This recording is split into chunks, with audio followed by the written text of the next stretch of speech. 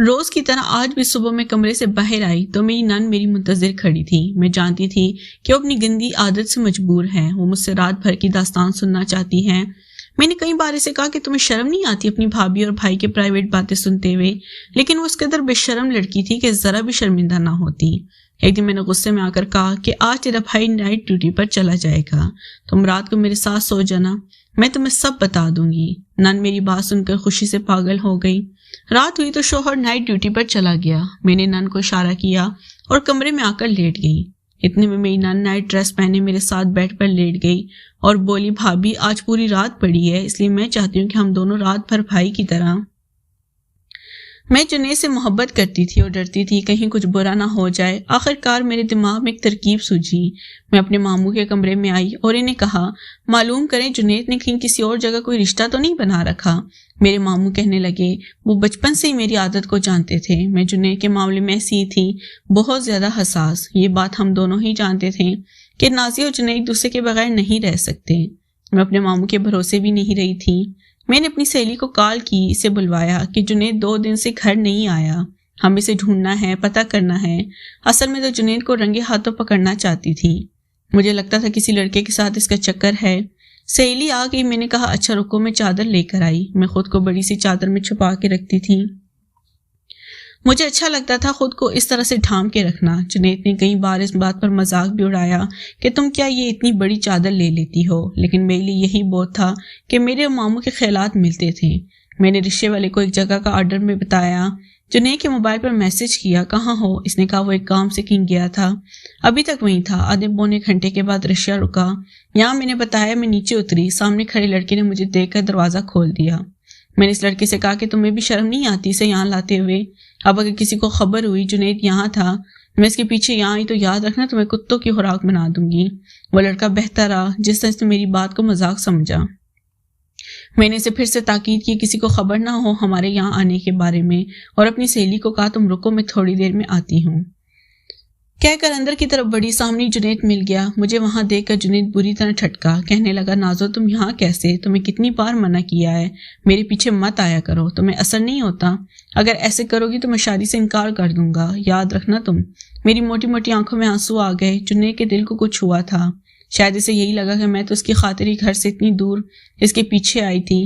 میں نے کہا مجھے کچھ کام تھا اس لیے آئی ہوں۔ میں نے جنید کو سائڈ پر کر کے اندر گھسا اور اوپر والے فلور کی طرف بڑھی۔ جنید نے جلدی سے موبائل نکال کر باہر کھڑے لڑکے کو کال ملائی اور اندر آنے کا کہا۔ وہ لڑکا میرا بھائی تھا جسے جنید اپنے ایسے کاموں میں ساتھ گھسیٹ لیتا تھا۔ جنید نے اسے کہا کسی طرح معاملہ سنبھالے، اسے خود ڈر لگ رہا تھا کہ اگر ابا کو پتہ چل گیا تو بہت برا ہوگا۔ جنید نے کچھ کہنا چاہا لیکن میں اس کی سانڈ سے ہوتی نکلتی چلی گئی اور پیچھے جنید بے بسی سے کھڑا رہ گیا۔ جیسے ہی گھر کا دروازہ کھول کر نیچے آئی تو سامنے کرسی پر اپنے ماموں کو بے ہوش پایا۔ میں چیختے ہوئے آگے بڑھی، یہ میں نے کیا کر دیا تھا؟ جنید کی جاسوسی میں اپنے ماموں کو اکیلا چھوڑ گئی تھی، جانتی تھی ان کی طبیعت بہت خراب ہے۔ تبھی پیچھے سے کسی نے مجھے بازو سے پکڑ کر کھینچا، میری چیخ نکل گئی۔ جنید نے میری دونوں ہاتھوں کی کلائیاں جکڑ کر دیوار سے لگا دی اور بولا کہ اگر ابا کو کچھ ہوا تو ایسا سبق سکھاؤں گا، یاد رکھو گی۔ میں خوفزدہ اس کے چہرے کو دیکھ رہی تھی۔ میں کبھی بھی ماموں سے پوچھے بغیر گھر سے نہیں نکلتی تھی، لیکن جنید کے معاملے میں ایسی ہی جلد باز تھی۔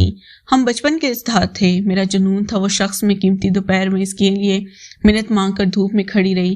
کبھی اس کا رزلٹ آنا ہوتا یا کبھی اس کی نوکری کا مسئلہ ہوتا، میں ایسی اس کے لیے منتیں مانگتی تھی۔ سارا خاندان جانتا کہ جنید میرے لیے کیا ہے۔ میرے ماموں کو ہوش آ گیا اور انہوں نے بتایا کہ نازو کی غلطی نہیں ہے۔ انہوں نے جنید سے بھی کہا کہ وہ نازو کو کچھ نہ کہے۔ جنید میرا ہاتھ پکڑ مجھے دوسرے کمرے میں لے آیا اور بولا کہ چلو روز روز کا جھگڑا ختم کر لیتے ہیں۔ میں نے حیرانی سے جنید کو دیکھا، جس کی آنکھوں کی چمک سے میں شرما گئی اور سر کو ہاں میں ہلا دیا۔ جنید نے کہا تم پاگل ہو، ویسے جس دن میں نے تمہیں چھوڑ کر کسی اور کو دیکھا تمہیں پتہ بھی نہیں چلنا، ساری جاسوسی دھری کی دھری رہ جائے گی۔ میں نے اپنے ہاتھ چھڑوا لی اور بولی تو ٹھیک ہے جاؤ، پہلے زمانہ دیکھ لو، میں نہیں ہوں۔ جنید بننے لگا اور کہنے لگا مجھے ضرورت نہیں کسی اور کو۔ اسے اور بولی تو دیکھنے گئی۔ میں نے گھور کے اسے دیکھا اور بولی تو اس دن اس طوائف کے کوٹے پر کون سی سلامی دینے گئے تھے؟ میں ماموں کو بتا دوں، دیکھ لینا۔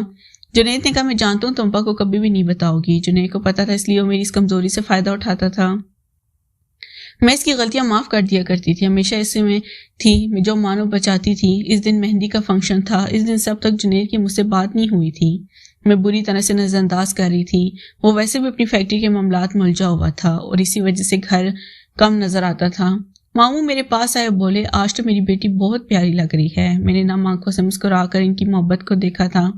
مجھے ماموں سے بہت محبت تھی کہ لیکن میں نم سے اپنے آپ کو دیکھا، مجھے جنید کے لیے بہت دکھ ہوتا تھا۔ اچھا بھلا سمجھدار انسان تھا لیکن برے دوستوں کی صحبت نے اسے بگاڑ دیا تھا۔ وہ 30 سال کا ہو گیا تھا لیکن ابھی بھی حرکتیں بچوں جیسی تھی۔ کبھی کبھی میں سوچتی کہ ماموں کو جنید کے بارے میں سب بتا دوں، لیکن پھر خیالات دل کے مریض ہیں اور جنید کے مذاق کو دیکھ کر چپ ہو جاتی کہ جانتی تھی اگر غلطی سے بھی دیکھ اسی بات منہ سے نکلتی تو جنید میرے خلاف ہو جانا تھا۔ جنید کی غیر موجودگی نے سب محسوس کی تھی لیکن ماموں نے اس کی طبیعت خرابی کا بہانہ کر دیا تھا۔ آج بارات کا دن تھا، صبح سے سب تیاری میں مصروف تھے۔ آخر کار فنکشن کا ٹائم بھی آن پہنچا۔ میں پارلر سے تیار ہوئی تھی، میں بہت پیاری لگ رہی تھی لیکن جس کے لیے تیار ہوئی تھی سب لوگ باتیں کر رہے تھے کہ دولہا بھاگ گیا۔ جنید کا صبح سے کسی کو پتہ نہیں چل رہا تھا، سارے گھر میں کہرام مچا تھا۔ خاندان والے طرح طرح کی باتیں کر رہے تھے۔ کوئی کہہ رہا تھا جنید اس لڑکی سے شادی کرنا ہی نہیں چاہتا، اس کے والد سے مجبور کیا، اور کوئی کہہ رہا تھا لڑکی کا ہی مسئلہ ہے، اسے کئی بار ایک طوائف کے کوٹے سے نکلتے دیکھا گیا۔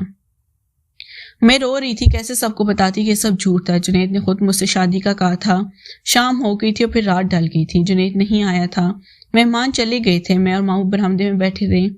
میرا رو رو کر برا حال ہو گیا تھا جب میرا بھائی جنید کو لیے گھر میں داخل ہوا۔ زیادہ شراب پینے کی وجہ سے جنید کے پاؤں اس کا ساتھ نہیں دے رہے تھے۔ اگر آپ کو ویڈیو اچھی لگی پلیز چینل کو لازمی سبسکرائب کریں۔ شکریہ۔